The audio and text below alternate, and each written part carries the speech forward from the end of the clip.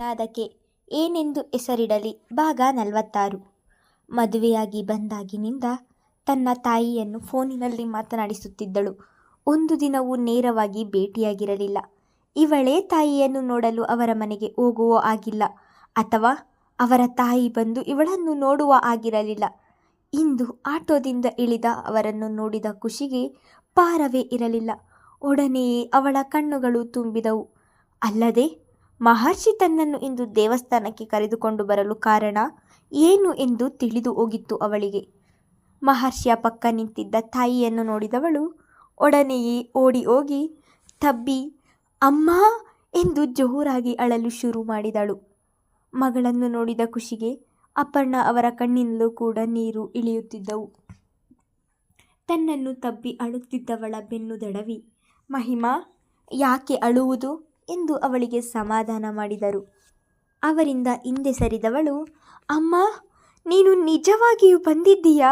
ನನಗೆ ನಂಬಲು ಆಗ್ತಿಲ್ಲ ಎಂದು ತನ್ನ ಖುಷಿಯನ್ನು ವ್ಯಕ್ತಪಡಿಸುತ್ತಿದ್ದರೆ ಮಹರ್ಷಿ ಮೂಕ ವಿಸ್ಮಿತನಾಗಿ ನೋಡುತ್ತಾ ನಿಂತನು. ಓ ಮಹಿಮಾ, ನಾನು ನಿಜವಾಗಿಯೂ ಬಂದಿದ್ದೇನೆ. ಮಹರ್ಷಿಗೆ ಕಾಲ್ ಮಾಡಿ ನಾನು ದೇವಸ್ಥಾನಕ್ಕೆ ಬರುತ್ತೇನೆ, ನಿನ್ನನ್ನು ಕರೆದುಕೊಂಡು ಬಾ ಎಂದು ಹೇಳಿದ್ದೆ. ಅದಕ್ಕೆ ನಿನ್ನನ್ನು ಕರೆದುಕೊಂಡು ಬಂದಿದ್ದಾನೆ ಎಂದು ಮಹರ್ಷಿಯೆಡೆಗೆ ನೋಡುತ್ತಾ ಮುಗುಳು ನಕ್ಕು ಹೇಳಿದರು. ತನ್ನ ತಾಯಿಯ ಆಸೆಗೆ ಸುಲಭವಾಗಿ ಒಪ್ಪಿದಂತಹ ಮಹರ್ಷಿಯನ್ನೇ ಒಲವ ಸುಧೆಯಲ್ಲಿ ತುಂಬಿದ ಕಣ್ಣುಗಳಿಂದ ನೋಡುತ್ತಿದ್ದ ಹಾಗೆ ತನ್ನ ಅತ್ತೆಯ ಮಾತಿಗೆ ಮುಗುಳು ನಕ್ಕವನು ಈಗ ಮಹಿಮಾ ನೋಡುತ್ತಿದ್ದ ಹಾಗೆ ಅವನ ಮುಖ ಬಿಗಿದುಕೊಂಡಿತು. ಅಮ್ಮ, ನಿನ್ನನ್ನು ಇಷ್ಟು ಬೇಗ ನೋಡ್ತೀನಿ ಎಂದುಕೊಂಡಿರಲಿಲ್ಲ, ತುಂಬ ಖುಷಿಯಾಯಿತು ಎಂದು ಮತ್ತೊಮ್ಮೆ ತಬ್ಬಿದಳು. ತನ್ನ ಮಗಳು ಮದುವೆಯಾಗಿ ಹೋದ ಮೇಲೆ ಯಾವ ತಾಯಿಗೆ ಆದರೂ ಬಹಳ ನೋವಾಗುತ್ತದೆ ಮಹಿಮಾ. ಅವಳನ್ನು ನೋಡಬೇಕು ಎಂದು ಅನಿಸುತ್ತದೆ. ಆದರೆ ನನಗೆ ನಿನ್ನನ್ನು ನೋಡಲು ಆಗಲಿಲ್ಲ ಎಂದರು. ನೀನು ನನ್ನ ಅಣ್ಣನ ಮನೆಯಲ್ಲಿದ್ದೀಯಾ ಎನ್ನುವುದೇ ಸಮಾಧಾನ ಎಂದು ಮಗಳು ನಕ್ಕಿದ್ದರು. ಅತ್ತೆ, ಟೈಮ್ ಆಗುತ್ತೆ, ಬನ್ನಿ ಪೂಜೆ ಮಾಡಿಸೋಣ ಎಂದು ಮಹರ್ಷಿಯ ಮಾತಿಗೆ ಸರಿ ಬಾ ಎಂದು ಮಗಳು ಅಳಿಯನ ಜೊತೆ ದೇವಸ್ಥಾನಕ್ಕೆ ಹೋಗಲು ಮೆಟ್ಟಿಲುಗಳನ್ನು ಹತ್ತತೊಡಗಿದರು. ಮೆಟ್ಟಿಲುಗಳನ್ನು ಹತ್ತುವಾಗ ಹಳೆಯ ನೆನಪುಗಳು ಮಹಿಮಾಳನ್ನು ಕಾಡತೊಡಗಿದವು. ತನಗೆ ಕಾಲು ಸುಡುತ್ತಿದೆ ಅಥವಾ ಕಾಲು ನೋವು ಎಂದು ಅವಳು ಹಠ ಮಾಡಿ ಅಲ್ಲಿಗೆ ನಿಲ್ಲುತ್ತಿದ್ದದ್ದು, ಆಮೇಲೆ ಮಹರ್ಷಿ ಬಂದು ಅವಳನ್ನು ಎತ್ತಿಕೊಂಡು ಹೋಗುತ್ತಿದ್ದದ್ದು ಎಲ್ಲವನ್ನೂ ನೆನೆದವಳ ಕಣ್ಣು ತುಂಬಿದವು. ಈಗ ಈ ರೀತಿ ಹಠ ಮಾಡಲು ಇಬ್ಬರ ನಡುವೆ ಆ ಸಲಿಗೆಯೂ ಇಲ್ಲ, ಮಾತುಗಳೂ ಇಲ್ಲ. ಈಗ ಅರಳು ಉರಿದ ಹಾಗೆ ಪಟಪಟನೆ ಆಡುತ್ತಿದ್ದಂತಹ ಮಾತುಗಳು ಈಗ ಮೌನಕ್ಕೆ ಶರಣಾಗಿದೆ. ಇಬ್ಬರ ಅಂತರ ಬಹುದೂರ ಸಾಗಿಯಾಗಿದೆ. ಎಲ್ಲವನ್ನೂ ಯೋಚಿಸುತ್ತಲೇ ಮುಂದೆ ಹೋಗುತ್ತಿದ್ದ ಮಹರ್ಷಿಯನ್ನು ನೋಡಿಕೊಂಡು ತನ್ನ ತಾಯಿಯ ಜೊತೆ ಮೆಟ್ಟಿಲು ಹತ್ತಿ ಮುಗಿಸಿದ್ದಳು. ಮಹಿಮಾ, ಮೊದಲು ಉರುಳು ಸೇವೆಯನ್ನು ಮಾಡಿಬಿಡುತ್ತೇನೆ, ಆಮೇಲೆ ಪೂಜೆ ಮಾಡಿಸೋಣ ಎನ್ನುತ್ತಿದ್ದ ಹಾಗೆ. ಅಮ್ಮ, ಏನು ಹೇಳ್ತಿದ್ದೀಯಾ? ಈ ವಯಸ್ಸಿನಲ್ಲಿ ನೀನು ಉರುಳು ಸೇವೆ ಮಾಡ್ತೀಯಾ? ಮೊದಲೇ ನಿನಗೆ BP ಇದೆ, ಏನು ತಮಾಷೆ ಮಾಡ್ತಿದ್ದೀಯಾ ಎಂದು ತಾಯಿಗೆ ಗದರಿಯೇ ಹೇಳಿದಳು. ಅಲ್ಲಿಯೇ ಪಕ್ಕದಲ್ಲಿ ಇದ್ದಂತಹ ಮಹರ್ಷಿ, ಅತ್ತೆ, ಆರೋಗ್ಯ ಹಾಳು ಮಾಡಿಕೊಂಡು ಉರುಳು ಸೇವೆ ಮಾಡಿ ಎಂದು ದೇವರು ಹೇಳಿಲ್ಲ. ಮನದಲ್ಲಿ ಭಕ್ತಿ ಇದ್ದರೆ ಸಾಕು, ಅದೆಲ್ಲ ಏನು ಬೇಡ, ಬನ್ನಿ ಎಂದನು. ಇಲ್ಲ ಮಹರ್ಷಿ, ಇಷ್ಟು ವರ್ಷ ನೆರವೇರದ ನನ್ನ ಆಸೆ ಇಂದು ನೆರವೇರಿದೆ. ನನ್ನ ಹರಕೆಯನ್ನು ತೀರಿಸಲೇಬೇಕು. ಯಾವುದೇ ಕಾರಣಕ್ಕೂ ಉರುಳು ಸೇವೆ ನಿಲ್ಲಿಸುವ ಹಾಗಿಲ್ಲ. ನನಗೆ ಕಷ್ಟ ಆದರೂ ಪರವಾಗಿಲ್ಲ, ನಾನು ಉರುಳು ಸೇವೆ ಮಾಡುತ್ತೇನೆ ಎಂದು ಹಠ ಹಿಡಿದರು. ಅಮ್ಮ, ಯಾಕೆ ಚಿಕ್ಕ ಮಕ್ಕಳ ಹಾಗೆ ಹಠ ಮಾಡ್ತಿದ್ದೀಯಾ? ನಿನ್ನ ಆರೋಗ್ಯ ಏನಾದರೂ ಆದರೆ ನಿನ್ನನ್ನು ನೋಡಿಕೊಳ್ಳುವವರು ಯಾರೂ ಇಲ್ಲ, ಅರ್ಥ ಮಾಡ್ಕೋ. ಈ ಉರುಳು ಸೇವೆ ಎಲ್ಲ ಬೇಡ, ಬಾ ಎಂದು ಸೋತ ಧ್ವನಿಯಲ್ಲಿ ಹೇಳಿದಳು. ಅವಳ ಮಾತು ಅಪರ್ಣ ಅವರು ಕೇಳಲು ತಯಾರಿರಲಿಲ್ಲ. ಕೊನೆಗೆ ತಾನೇ ಸೋತು, ಸರಿ ಅಮ್ಮ, ನಿನ್ನ ಬದಲಾಗಿ ನಾನು ಉರುಳು ಸೇವೆ ಮಾಡ್ತೀನಿ ಎಂದಳು. ಇಲ್ಲ ಮಹಿಮಾ, ನಾನು ಮಾಡಿರುವ ಹರಕೆ ನಾನೇ ಮಾಡಬೇಕು ಎಂದ ತಾಯಿಯ ಮಾತಿಗೆ ಅಲ್ಲೇ ಪಕ್ಕದಲ್ಲಿಯೇ ಇದ್ದಂತಹ ಪುರೋಹಿತರ ಬಳಿಗೆ ಹೋದವಳು ತಾಯಿಯ ಆರೋಗ್ಯದ ಸಮಸ್ಯೆಯನ್ನು ವಿವರಿಸಿ ಅವರ ಬದಲು ನಾನು ಉರುಳು ಸೇವೆ ಮಾಡಬಹುದಾ ಎಂದು ಕೇಳಿದಳು. ಅವಳ ಮಾತಿಗೆ ಪುರೋಹಿತರು ಮಾಡಬಹುದು ಎಂದು ಹೇಳಿದ್ದರಿಂದ ತಾಯಿ ಮಾಡಿಕೊಂಡಂತಹ ಹರಕೆಯನ್ನು ತೀರಿಸಲು ತಾನೇ ಉರುಳು ಸೇವೆ ಮಾಡಲು ನಿಂತಳು. ಮಹರ್ಷಿ, ಅವಳು ಉರುಳು ಸೇವೆ ಮಾಡಬೇಕಾದರೆ ನಿನ್ನ ಸಹಾಯ ಬೇಕೇ ಬೇಕು. ನನಗೆ ಕೆಳಗೆ ಬಾಗಿ ಅವಳ ಸೀರೆಯನ್ನು ಸರಿ ಮಾಡಲು ಆಗುವುದಿಲ್ಲ. ನೀನೇ ಅವಳ ಜೊತೆ ಇದ್ದು ಅವಳ ಸೀರೆಯನ್ನು ಸರಿ ಮಾಡಿಕೊಂಡು ಬಾ ಎಂದು ಹೇಳಿದವರ ಮಾತಿಗೆ ಈಗ ಇಲ್ಲ ಎನ್ನಲು ಆಗದೆ ಒದ್ದಾಡಿ ಹೋದನು. ಅದಾಗಲೇ ದೇವಸ್ಥಾನಕ್ಕೆ ಬೆಳಗಿನ ಪೂಜೆಗೆಂದು ತುಂಬ ಭಕ್ತರು ಬರುತ್ತಿದ್ದರು. ಅದನ್ನು ನೋಡಿದವನು, ಸರಿಯತ್ತೆ, ನೀವು ಅಲ್ಲಿಯೇ ಕಟ್ಟಿಯ ಮೇಲೆ ಕುಳಿತಿರಿ, ನಾವು ಉರುಳು ಸೇವೆ ಮುಗಿಸಿಕೊಂಡು ಬರುತ್ತೇವೆ ಎಂದು ಅಲ್ಲಿಂದ ಹೊರಟರು. ಪಕ್ಕದಲ್ಲಿದ್ದ ಕಲ್ಯಾಣಿಗೆ ಹೋಗಿ ಅದರಲ್ಲಿ ಮುಳುಗಿ ಬಂದವಳು ಉರುಳು ಸೇವೆ ಮಾಡಲು ಮಲಗಿದಳು. ಅವಳು ಸೀರೆಯನ್ನು ಎಷ್ಟೇ ಸರಿ ಮಾಡಿಕೊಂಡು ಉರುಳು ಸೇವೆ ಮಾಡುತ್ತಿದ್ದರೂ ಸಹ ಅವಳ ನಡುವು ಮಹರ್ಷಿಯ ಕಣ್ಣು ಕುಕ್ಕುವಂತಿತ್ತು. ಅವಳ ಕಾಲ ಬಳಿ ಸೀರೆಯನ್ನು ಸರಿ ಮಾಡುತ್ತಿದ್ದನು, ಆದರೆ ನಡುವಿನ ಬಳಿ ಸೀರೆ ಸರಿ ಮಾಡಲು ಆಗುತ್ತಿರಲಿಲ್ಲ. ಬೇಡ ಬೇಡ ಎಂದರೂ ಸಹ ಅವನ ಕಣ್ಣುಗಳು ಅವಳ ನುಣುಪಾದ ನಡುವಿನ ಮೇಲೆಯೇ ಹರಿಯುತ್ತಿದ್ದವು. ಅಲ್ಲದೆ ನೀರಿನಲ್ಲಿ ಮುಳುಗಿದ್ದರಿಂದ, ಸೀರೆ ಅವಳನ್ನಪ್ಪಿ ಕುಳಿತಿದ್ದರಿಂದ ಅವಳ ದೇಹ ಸೌಂದರ್ಯ ಎದ್ದು ಕಾಣುತ್ತಿತ್ತು. ಇವಳಿಗೆ ಇವತ್ತು ಈ ಸೀರೆಯೇ ಆಗಬೇಕಿತ್ತ? ಬೇರೆ ಬಟ್ಟೆ ಯಾವುದು ಸಿಗಲಿಲ್ಲವಾ? ನನ್ನನ್ನು ಹಾಳು ಮಾಡಲೆಂದೇ ಈ ರೀತಿ ಸೀರೆ ಉಟ್ಟುಕೊಂಡು ಬಂದಿದ್ದಾಳೆ ಎಂದು ಗೊಣಗಿಕೊಂಡು ಅವಳ ಕಾಲ ಬಳಿ ಸೀರೆ ಸರಿ ಮಾಡುವ ಕೆಲಸವನ್ನು ಮುಂದುವರಿಸಿದ್ದನು. ಅವಳು ಭಕ್ತಿಯಿಂದ ದೇವರಿಗೆ ಉರುಳು ಸೇವೆ ಮಾಡುತ್ತಿದ್ದರೆ, ಇತ್ತ ಇವನಿಗೆ ದೇವರ ಧ್ಯಾನಕ್ಕಿಂತ ಮಹಿಮಾಳ ಧ್ಯಾನವೇ ಹೆಚ್ಚಾದಂತಾಗಿತ್ತು. ಎಂದಿಗೂ ಅವನು ಅವಳ ಬಗ್ಗೆ ಇಷ್ಟು ಯೋಚಿಸಿರಲಿಲ್ಲ. ಹಾಗೆ ಈ ರೀತಿ ದೃಷ್ಟಿ ಇಟ್ಟು ಅವಳ ಅಂದವನ್ನು ನೋಡಿರಲಿಲ್ಲ. ಕ್ಷಣಗಳ ನಂತರ ಎಚ್ಚೆತ್ತವನು, ಛೇ, ನಾನು ಏನು ಮಾಡುತ್ತಿದ್ದೇನೆ ಎಂದುಕೊಂಡು ತನ್ನ ಕೆಲಸದ ಕಡೆ ಗಮನ ಹರಿಸಿದನು. ಕೊನೆಗೂ ಉರುಳು ಸೇವೆ ಮಾಡಿ ಮುಗಿಸಿದ ಅವಳು ಮೇಲೆ ಏಳಲು ಹೋದರೆ ಅದಾಗಲೇ ಕೈಕಾಲು ನೋವಿನಿಂದ ಏಳಲು ಆಗದೆ ಕುಸಿಯುತ್ತಿದ್ದವಳನ್ನು ತಾನೇ ಹಿಡಿದು ನಿಧಾನ ಎಂದಿದ್ದನು. ಯಾವಾಗಲೂ ಸಿಡುಕಿನಿಂದಲೇ ಮಾತನಾಡುವವನ ಧ್ವನಿ ಈಗ ಕಾಳಜಿಯಿಂದ ಕೂಡಿತ್ತು. ಅಮ್ಮ ಇರುವುದಕ್ಕೆ ನಾಟಕ ಆಡುತ್ತಿದ್ದಾನೆ ಎಂದು ತಿಳಿದು ಅವನಿಂದ ಬಿಡಿಸಿಕೊಂಡು ಹಿಂದೆ ಸರಿದಿದ್ದಳು.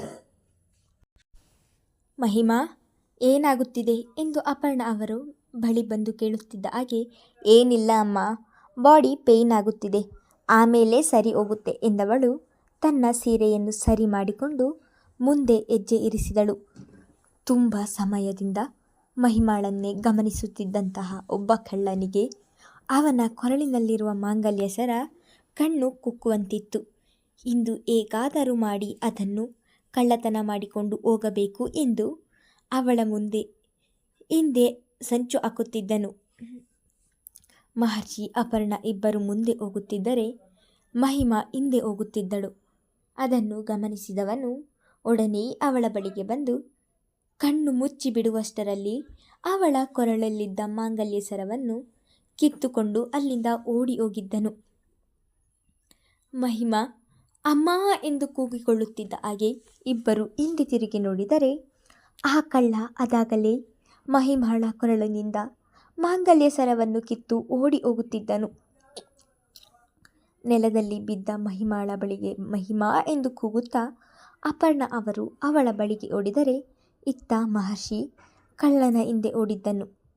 ಕಳ್ಳ ಮಾಂಗಲ್ಯ ಸರವನ್ನು ಕಿತ್ತ ರಭಸಕ್ಕೆ ಮಹಿಮಾ ಕುತ್ತಿಗೆಯ ಭಾಗದಲ್ಲಿ ಅದಾಗಲೇ ರಕ್ತ ಬರಲು ಶುರುವಾಗಿತ್ತು.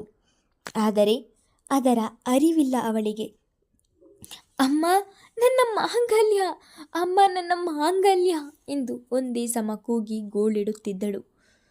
ಮಹರ್ಷಿಯ ಹೆಸರಿನ ಮಾಂಗಲ್ಯವನ್ನು ತಾನೇ ಕಟ್ಟಿಕೊಂಡಿದ್ದರೂ ಸಹ ಅದರ ಮೇಲೆ ಅವಳಿಗೆ ವಿಶೇಷ ಭಾವನೆ ಒಂದೆಡೆಯಾದರೆ, ಆ ಸರ ತನ್ನ ಮಾವ ಕೊಡಿಸಿದ್ದು ಎನ್ನುವ ಪ್ರೀತಿ ಇನ್ನೊಂದೆಡೆ. ತನ್ನ ಮಾವ ನೀಡಿದ ಉಡುಗೊರೆಯನ್ನು ಕಳೆದುಕೊಳ್ಳಲು ತಯಾರಿಲ್ಲ ಅವಳು. ಮಹರ್ಷಿ ಹೋಗಿದ್ದಾನೆ ಮಹಿಮಾ, ಆ ಕಳ್ಳನನ್ನು ಹಿಡಿದು ನಿನ್ನ ಮಾಂಗಲ್ಯ ತರುತ್ತಾನೆ, ಸಮಾಧಾನ ಮಾಡ್ಕೊ ಎಂದು ಅವಳನ್ನು ಹೇಳಿಸಿ ಸಮಾಧಾನ ಮಾಡಲು ನೋಡಿದರೆ ಸಹ ಅವಳ ಮಾತಿಗೆ ಸಮಾಧಾನವಾಗಲಿಲ್ಲ ಅವಳು. ಅಮ್ಮ, ಮಾವ ಕೊಡಿಸಿದ ಸರ ಅದು, ನನಗೆ ಬೇಕು ಎಂದು ಮತ್ತೊಮ್ಮೆ ಅಳಲು ಶುರು ಮಾಡಿದಳು. ಅವಳ ರೋದನೆಯನ್ನು ನೋಡಿದ ಅಪರ್ಣ ಅವರಿಗೆ ಕರುಳು ಕಿತ್ತು ಬಂದ ಹಾಗೆ ಆಗುತ್ತಿತ್ತು. ಎಷ್ಟೇ ಆದರೂ ಚಾಲಾಕಿ ಕಳ್ಳ. ಈ ರೀತಿ ಕೆಲಸ ಮಾಡುವುದು ಎಂದರೆ ಅವನಿಗೆ ನೀರು ಕುಡಿದಷ್ಟು ಸುಲಭ. ಮಹರ್ಷಿ ಅವನ ಹಿಂದೆ ಓಡಿದರೂ ಸಹ ಅವನ ಕೈಗೆ ಸಿಗದೆ ತಪ್ಪಿಸಿಕೊಂಡಿದ್ದನು ಆ ಕಳ್ಳ. ಒಡನೆ ಪಾರ್ಥನಿಗೆ ಕರೆ ಮಾಡಿ ವಿಷಯ ಮುಟ್ಟಿಸಿ ಮಹಿಮಾಳ ಬಳಿಗೆ ಬಂದಿದ್ದನು. ಮಹರ್ಷಿ, ಕಳ್ಳ ಸಿಕ್ಕಿದ್ನಾ ಎಂದು ಅಪ್ಪಣ್ಣ ಅವರು ಕೇಳಿದರೆ, ಇಲ್ಲ ಅತ್ತೆ ಎನ್ನುವಂತೆ ತಲೆಯಾಡಿಸಿದನು. ಮಹರ್ಷಿ ಇಲ್ಲ ಎಂದಿದ್ದನ್ನು ಕೇಳಿ ಮಹಿಮಾ ಇನ್ನೂ ಜೋರು ಅಳಲು ಶುರು ಮಾಡಿದಳು.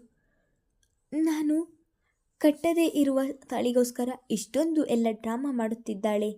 ಇನ್ನೇನಾದರೂ ಆ ತಾಳಿಯನ್ನು ನಾನೇ ಕಟ್ಟಿದ್ದರೆ ಇನ್ನೆಷ್ಟು ನಾಟಕ ಆಡುತ್ತಿದ್ದಳು ಇವಳು ಎಂದು ಮನದಲ್ಲಿ ಬೈದುಕೊಂಡವನ ಕಣ್ಣಿಗೆ ಅವಳ ಕುತ್ತಿಗೆಯ ಬಳಿ ರಕ್ತ ಬರುವುದು ಕಾಣಿಸಿತು.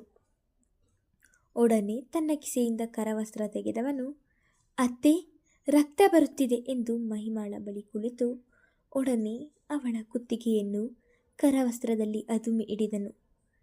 ಕ್ಷಣಗಳ ಹಿಂದಷ್ಟೇ ಅವಳ ಮೇಲೆ ಕೋಪ ಮಾಡಿಕೊಂಡು ಬೈಯುತ್ತಿದ್ದವನು ಅದಾಗಲೇ ಅವಳನ್ನು ಕಾಳಜಿ ಮಾಡುತ್ತಿದ್ದನು.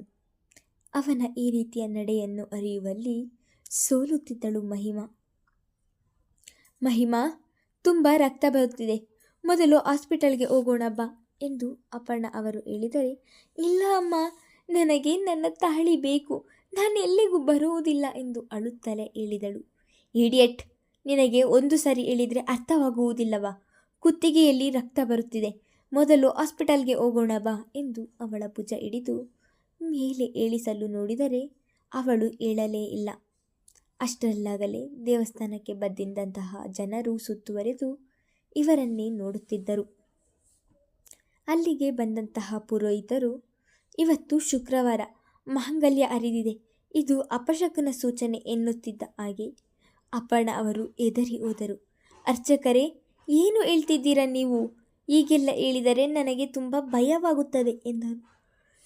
ಇಲ್ಲ ತಾಯಿ, ಇರುವುದನ್ನೇ ಹೇಳುತ್ತಿದ್ದೇನೆ. ಶುಕ್ರವಾರದಂದೇ ಮುತ್ತೈದೆಯ ಕೊರಳಿನಿಂದ ತಾಳಿ ಹರಿದಿದೆ ಎಂದರೆ ಇದು ಅಪಶಕುನದ ಸೂಚನೆ ಎನ್ನುತ್ತಿದ್ದ ಹಾಗೆ ಅವರ ಕಣ್ಣು ಮುಂದೆ ಮಹರ್ಷಿ ಬಂದಿದ್ದನು. ಅಲ್ಲಿಯೇ ಪಕ್ಕದಲ್ಲಿ ಇದ್ದಂತಹ ಮಹರ್ಷಿಯನ್ನು ನೋಡಿದವರು, ಮಹಿಮಾ, ಮೊದಲು ಮೇಲೆ ಏಳು, ಗರ್ಭಗುಡಿಯ ಬಳಿಗೆ ಹೋಗೋಣ ಬಾ ಎಂದು ಅವಳನ್ನು ಬಲವಂತದಿಂದ ಇಳಿಸಿ ಮೂವರು ಗರ್ಭಗುಡಿಯ ಬಳಿಗೆ ಹೋಗಿದ್ದರು. ಶಿವಪ್ಪ, ನಮ್ಮ ಮೇಲೆ ನಿನಗೆ ಯಾಕೆಷ್ಟು ಕೋಪ? 15 ವರ್ಷಗಳ ಹಿಂದೆ ನೀನು ನೀಡಿದ ಹೊಡೆತದಿಂದ ಇನ್ನೂ ಸುಧಾರಿಸಿಕೊಂಡಿಲ್ಲ ನಾವು. ಅಂಥದ್ದರಲ್ಲಿ ಇವತ್ತು ನನ್ನ ಮಗಳ ಕೊರಳಿನ ತಾಳಿ ಇಳಿಸಿದ್ದೀಯಾ? ಇದರ ಅರ್ಥ ಏನು? ನಮಗೆ ಇನ್ನೂ ಅದೆಷ್ಟು ಕಷ್ಟ ಕೊಡಬೇಕು ಎಂದು ಯೋಚಿಸಿದ್ದೀಯಾ? ಇದವೆಲ್ಲವನ್ನು ನೋಡುವ ಬದಲು ನನ್ನನ್ನು ಒಂದೇ ಬಾರಿಗೆ ನಿನ್ನ ಸನ್ನಿಧಿಗೆ ಕರೆಸಿಕೊಂಡು ಬಿಡು ಎಂದು ಶಿವ ಪಾರ್ವತಿಯರ ಮೂರ್ತಿಯ ಮುಂದೆ ನಿಂತು ರೋಧಿಸುತ್ತಾ ಕುಸಿದು ಬಿದ್ದರು. ಮಹಿಮಾಳನ್ನು ಹಿಡಿದು ನಿಂತಿದ್ದ ಮಹರ್ಷಿ, ಅತ್ತೆ ಎಂದು ಕೂಗುತ್ತಾ ಅವರನ್ನು ಹಿಡಿದವನು, ಅತ್ತೆ, ಏನು ನೀವಿನ್ನು ಯಾವ ಕಾಲದಲ್ಲಿದ್ದೀರಾ? ಆ ಕಳ್ಳ ಸರ ಕದ್ದಿರುವುದಕ್ಕೆ ನೀವೇ ಯಾಕೆ ಈ ರೀತಿ ಯೋಚಿಸುತ್ತಿದ್ದೀರಾ?